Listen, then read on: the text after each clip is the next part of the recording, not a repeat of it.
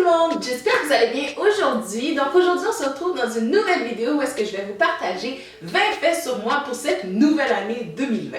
En fait, j'avais le goût de faire cette vidéo parce que je trouve que ça fait un bon bout de temps qu'on n'a pas échangé à propos de moi, ma personne, autre que, en fait, vraiment tout à propos sur moi, vous dévoiler des choses que vous connaissez peut-être pas. Surtout du fait que vous êtes plusieurs nouveaux sur la chaîne et que je suis sûre qu'il y a plusieurs choses, que vous avez plusieurs questions que vous aimeriez connaître sur moi et que j'aimerais bien vous partager bien sûr. Donc au travers de la vidéo, je vais vous partager 20 énoncés sur moi et je vais passer vraiment d'un peu de tout, de ma vie personnelle, ma vie familiale. J'ai le goût de vous partager sur mes passions, mais j'ai aussi le goût d'aborder des sujets qui sont un petit peu plus tabous et le goût de connaître votre opinion là-dessus. Donc, n'hésitez pas à me rejoindre dans la zone de commentaires ou en privé lorsque vous êtes un petit peu plus gêné pour qu'on échange sur les différents sujets. Et c'est avec grand plaisir que je vais vous lire et échanger avec vous. Alors, commençons avec la base. Donc, je suis âgée de 31 ans. Et oui, 31 ans, malgré que on me dit tout le temps que j'ai l'air beaucoup plus jeune que mon âge, je le sais. Mais oui, j'ai 31 ans. J'ai eu 31 ans en octobre dernier. Je suis d'origine haïtienne. Oui, je suis haïtienne, mais je suis née ici au Québec. Mais mes deux parents sont originaires de l'Haïti. Je parle couramment deux langues, donc le français et l'anglais. Ensuite, je comprends très bien le créole, je le parle également, mais j'ai un gros accent. Et finalement, mon rêve serait d'apprendre bien sûr le lingala, qui est la langue d'origine de mon mari. Faisant le pont avec le point précédent, donc mon mari n'est pas haïtien, non, il est congolais, donc de la République démocratique du Congo. Vous êtes plusieurs à penser qu'il est haïtien par son allure, je sais pas trop. Avec tout ça, ça fait qu'on a des enfants qui ont deux cultures qui sont mixtes, ce qui est vraiment le fun. Je vous ai déjà partagé une vidéo là-dessus, je vais vous mettre le lien juste ici, puis je vais également vous le mettre en barre d'informations si vous êtes intéressé un peu à voir comment on fonctionne nous dans notre famille à élever deux enfants dans deux cultures complètement différentes. Je suis myope, donc je ne vois pas bien de loin. Donc présentement j'ai des verres de contact et lorsque je n'ai pas mes verres de contact, je dois absolument porter des lunettes et j'ai une myopie qui est sévère, donc je ne peux pas du tout fonctionner lorsque j'ai pas mes lunettes. Je suis presque aveugle. Ce n'est pas que c'est noir, mais c'est que tout est complètement flou et je ne vois absolument rien. Vous connaissez ma soeur Moïka, on a partagé une vidéo tout dernièrement ensemble, mais ce qu'il faut savoir, c'est que ce n'est pas ma soeur unique. J'ai deux plus vieilles sœurs, donc deux grandes sœurs, et j'ai également un petit frère.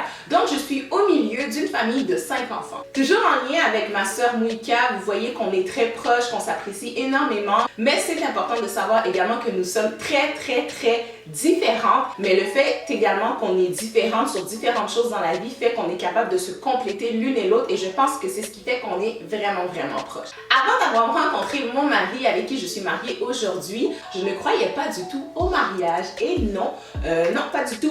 Pour moi, je ne pouvais pas concevoir que deux personnes pouvaient s'aimer pour l'éternité et pour toujours. Donc je n'y croyais pas, j'étais certaine que des gens finissaient toujours par se séparer, recommençaient des nouvelles relations et tout. Donc c'est vraiment en rencontrant mon mari et ce même dès les premières semaines où on a commencé à se fréquenter que j'étais comme c'est lui que je veux marier et avec qui je veux avoir des enfants. Donc je pense tout simplement lorsqu'on rencontre la bonne personne, ce sont des choses qui se développent chez nous puis qu'on découvre vraiment naturellement. Donc mon amour, si tu passes par là, je te fais des gros bisous. Et puis, je t'aime. Vous me voyez là sur YouTube à vous partager sur la maternité, mes trucs, mes astuces. Je reçois souvent des super beaux commentaires de votre part parce que vous me dites que je vous ai aidé au travers de votre maternité, que je vous ai donné des bons trucs et des bonnes astuces. Mais je tiens à vous partager que je manque énormément de patience dans mon rôle de maman. Eh oui! En fait, ce qui est arrivé, c'est que lorsque j'ai eu Quincy, mon premier fils, tout allait vraiment bien. Ça a vraiment été facile. Quincy était vraiment un enfant tellement facile.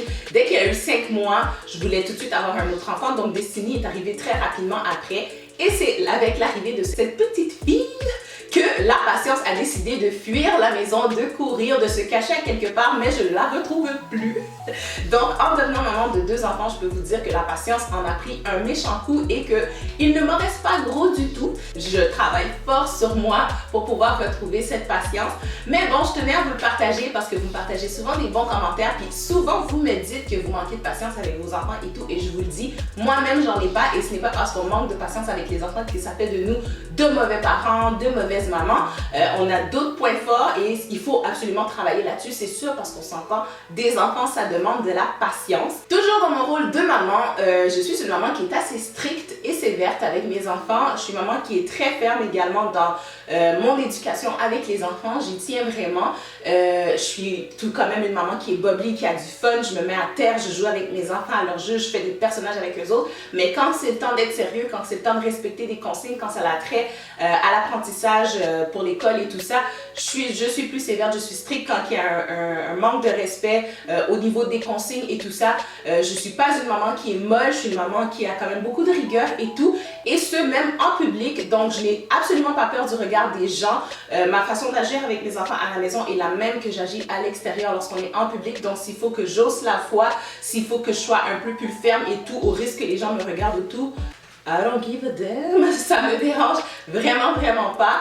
Donc voilà, puis je pense que honnêtement, des fois je suis peut-être un petit peu trop stricte, mais c'est ce qui fait que mon mari me complète bien là-dedans parce qu'il est un peu moins strict que moi. Il est strict aussi, mais il va vite me rattraper quand que parfois j'y vais un petit peu trop fort avec les enfants, puis que j'ai tendance peut-être à oublier qu'ils sont des enfants. Surtout Quincy, qui avec l'arrivée de sa sœur a comme un peu perdu sa place de bébé. Une chose que je suis sûre que vous vous doutez pas du tout sur moi, c'est que je suis quelqu'un qui est énormément gênée. En fait, c'est beaucoup mieux que ce que j'étais avant. Dans ma jeunesse, j'étais terriblement gênée et honnêtement, je trouvais que c'était une béquille dans ma vie. Donc, j'ai décidé de prendre le taureau par les cornes et vraiment d'affronter ma gêne. Et pour ce faire, ce que je faisais, c'est que je me mettais toujours de l'avant lorsque je s'en était possible, même si que j'étais gênée. Donc, par exemple, à l'école, lorsqu'il y avait des exposés oraux, des présentations, je me portais toujours volontaire. Et surtout, c'est que j'ai énormément travaillé sur ma confiance en moi et j'étais la première personne à avoir confiance en moi et à croire en moi et en mes capacités, ce qui m'a vraiment aidé à foncer dans la vie et à aller de l'avant sur plusieurs choses. Si vous êtes gêné dans la vie, je vous dis, là, commencez par avoir confiance en vous, puis ça va déjà éliminer beaucoup de barrières. Ma plus grande passion dans la vie, je pense que plusieurs parmi vous le savez, c'est la danse. Donc, avant d'avoir eu des enfants, je dansais énormément. Non seulement que je prenais des cours, mais j'enseignais également. J'ai enseigné, le plus bas âge que j'ai enseigné, je pense que c'était 5 ou 6 ans. Et j'ai enseigné à des adultes également. J'avais plusieurs groupes. J'avais également des groupes de compétition. Donc, je suis vraiment une grande passionnée de la danse. La danse me permet de m'évader, de m'exprimer autrement que de la parole. J'adore ça, la musique, les sons, les mouvements, les vibrations, j'adore. Mais ma carrière, elle a pris fin avec l'arrivée de Quincy. Donc, dans le fond, j'ai enseigné, j'ai dansé jusqu'à mon 8e mois de grossesse. Et après, j'ai complètement arrêté. Mon rêve, en fait, c'était de devenir vraiment danseuse professionnelle. Donc, de danser comme backup dancer pour des artistes de la scène, pour des chanteurs et de partir en tournée avec eux, être sur des plateaux de tournage, faire des vidéoclips. C'était vraiment mon rêve de jeune fille, puis de vraiment jeune fille. Très jeune, j'avais cette passion-là. J'écoutais les vidéoclips à la télévision. J'avais énormément de facilité à reproduire les chorégraphies. C'est déjà difficile d'être maman et femme et de réussir à jumeler ça avec le rôle de maman. Donc, je me demande en plus que d'être en tournée, d'être souvent à l'extérieur, comment on peut vraiment arriver à combler le tout et à s'épanouir dans notre rôle. Ça, c'est mon opinion à moi. Si jamais vous êtes un professionnel un artiste en fait, puis que vous êtes en déplacement, que vous avez des enfants, n'hésitez pas à me partager comment que vous faites. Je suis très curieuse de savoir. Mais moi, j'ai l'impression que je ne m'épanouirais pas à 100% dans mon rôle de maman, mais également dans mon rôle de femme pour mon homme. Toujours dans le domaine artistique, j'ai été cheerleader. Oui, j'ai fait du cheerleading de compétition lorsque j'étais un petit peu plus jeune. J'ai adoré. J'ai vraiment adoré. Déjà, vous savez, je viens de vous dire, j'étais une fan passionnée de danse, mais en plus de faire des acrobaties et tout ça, j'ai vraiment adoré. Étant une personne gênée, ça m'a vraiment aidé à développer encore plus ma confiance en moi, mais également de m'aider à développer et à tisser des liens avec l'esprit d'équipe, avec le sentiment d'appartenance à un groupe. Et au travers de ce sport, j'ai occupé à peu près un petit peu toutes les positions, mais pour ceux qui s'y connaissent un petit peu plus en cheerleading, j'ai occupé la position de voltige. Pour ceux qui s'y connaissent pas, c'est celle qu'on lance dans les airs. J'ai quand même un fort esprit entrepreneurial, donc j'aimerais éventuellement plus tard dans la vie, avoir ma propre entreprise. Donc, une entreprise de biens ou de services pour les mamans et pour les femmes. Donc, à voir pour le futur, mais c'est un petit projet, on the side dans ma tête que j'aime bien chérir de temps en temps et voir ce que je pourrais faire avec ça dans le futur. Je me suis toujours vue avec 2 enfants, voire même un seul. Mon mari, lui, en voulait toujours un peu plus au départ quand on n'en avait pas, quand on s'en parlait. Et puis voilà, lorsqu'on va de l'avant dans la vie, c'est pas toujours ce qu'on pensait qu'on allait avoir qui se produit et tout. Déjà, mon mari, lui, en voulait moins que prévu et moi, finalement, j'en ai voulu plus que prévu. Donc là, on s'enligne pour 3, mais vous êtes plusieurs à souvent me poser la question si la famille, elle est complète. Pour le moment, oui, la famille, elle est complète, mais Dieu seul sait et seule la vie nous le dira. Mais pour le moment, nous considérons que la famille est bien complète et nous sommes vraiment, vraiment comblés. Ah, un point que j'ai vraiment hâte d'avoir votre opinion là-dessus, ce sont les fameux réseaux sociaux. J'ai vraiment de la misère avec ce que deviennent les réseaux sociaux aujourd'hui, plus particulièrement si on parle d'Instagram. En fait, c'est que c'est tellement devenu pour l'argent, pour le cash, pour la vente, mais également c'est que les gens perdent complètement leur personnalité au travers de tout ça et je trouve ça triste. Je me demande où est-ce que le monde s'en va, comment les gens font vraiment pour adhérer à tout ça et perdre complètement toute identité. Parce que tout le monde veut se copier, tout le monde veut faire le buzz, tout le monde veut suivre la trend, la tendance, c'est tellement dommage. Fait que quand tu regardes d'un profil à l'autre, de plus en plus, on voit que les profils se ressemblent et même, pas nécessairement pour les influenceurs. Exemple, des fois, je suis des mamans vraiment juste random comme ça, comme moi. Et puis, c'est de voir à quel point qu'elles adhèrent, elles, à l'image que projettent d'autres mamans qui ont peut-être plus de moyens, qui sont influenceuses et tout ça, et qui vendent du rêve. Donc, moi, j'ai beaucoup de misère avec ça. Personnellement, je pense que honnêtement, je n'aurais même pas de compte Instagram si ce n'était pas de vous pour pouvoir vous partager d'autres contenus, pour faire un petit lien et un parallèle avec ma chaîne YouTube. Ou sinon, j'en aurais un qui aurait été un compte privé à des fins familiales, tout simplement. Mais c'est triste, hein? Qu'est-ce que vous en pensez? Je trouve que les gens ont vraiment plus de personnalité que c'est triste vraiment, tout simplement. Un défaut que je me reproche et que j'aimerais vraiment en 2020 travailler fort pour l'améliorer, c'est que j'accorde beaucoup trop d'importance à ce que les gens pensent de moi. Et là, vraiment, là, je trouve que c'est pathétique de ma part. Donc, je me soucie trop de ce que les gens pensent de moi, de l'image que je projette envers eux. Et avec le temps, je me suis souvent questionnée là-dessus à savoir pourquoi j'étais comme ça, puis pourquoi je me souciais tant de ce que les gens pensent. Et je me suis rendu compte que je suis pas quelqu'un qui est parfaite et tout ça, mais j'essaye d'agir du mieux que je peux avec les gens. Je suis pas quelqu'un de méchant. Donc, j'ai l'impression que si quelqu'un a une opinion différente de ça, de moi, que ça me fait quelque chose. Je sais pas si vous voyez ce que je veux dire. J'ai l'impression que si les gens pensent que je suis une mauvaise personne ou ont une opinion qui n'est pas ce que c'est de moi, j'ai l'impression que j'ai besoin de travailler à changer l'opinion de cette personne-là. Je sais pas si vous m'avez suivi, mais bref, c'est complètement ridicule. Je pense que c'est ça qu'il faut retenir.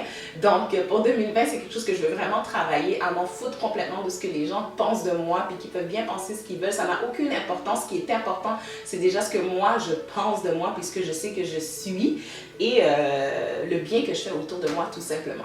En parallèle avec ça, je suis quelqu'un dans la vie qui est très, très, très positive. Je suis quelqu'un de très chaleureuse. Je suis quelqu'un, comme que je vous ai dit, qui donne sa confiance facilement. Je ne suis pas quelqu'un qui juge facilement et tout. Je suis pas quelqu'un parfait. J'ai mes défauts, comme que j'ai des défauts dont je suis consciente et tout ça. Puis comme que je vous dis, je suis pas parfaite. J'ai des trucs à travailler sur moi et tout. Donc tout ça pour dire que j'ai vraiment de la difficulté avec les gens qui ont de l'air bêtes pour rien, qui se plaignent constamment.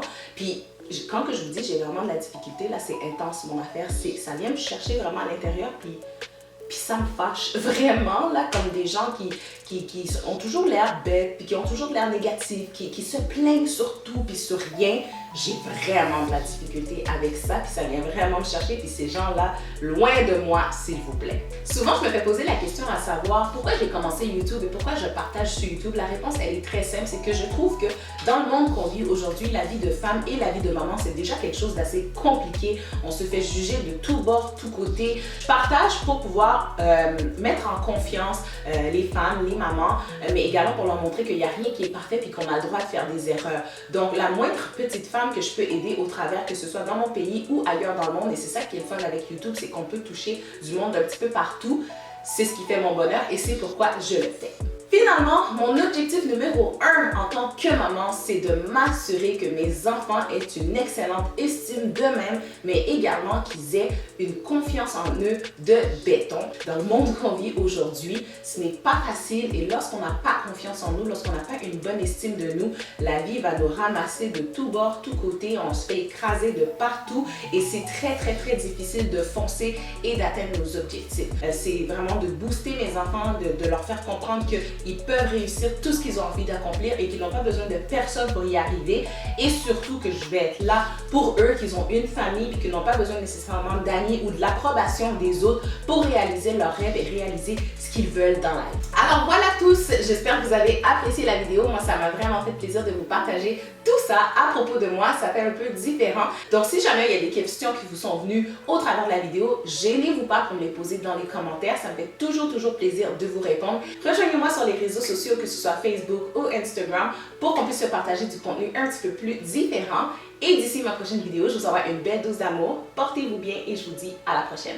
Ciao tout le monde!